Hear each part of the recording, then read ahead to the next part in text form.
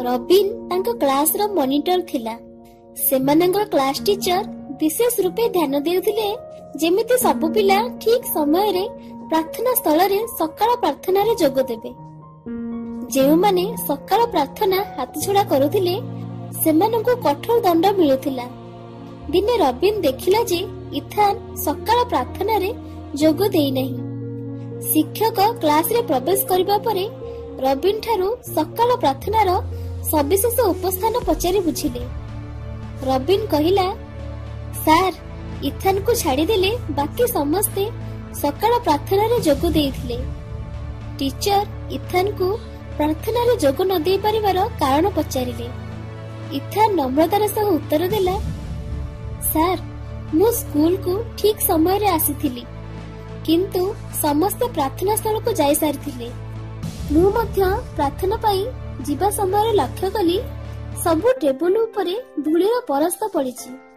विभिन्न कोण रे बुढ़ियाणी जाल लागिछि आउ क्लासरूम सारा टुकुरा कागज सब पड़िछि।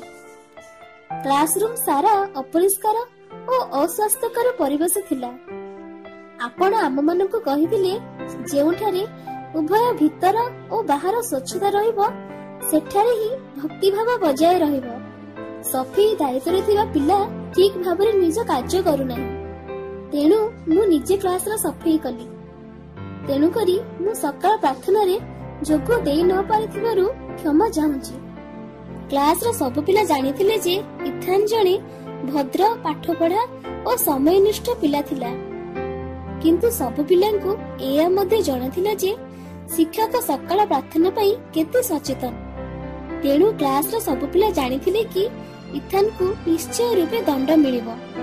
किंतु समस्त को आश्चर्यचकित करी शिक्षक इथान को तार महान कार्य पई प्रशंसा कले।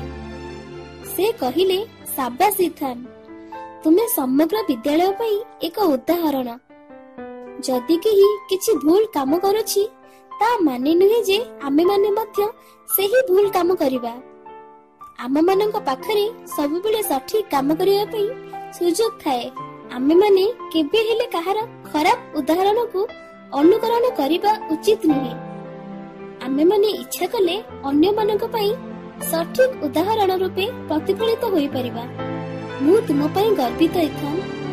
समस्ते इथान पई जोरदार करताली देले।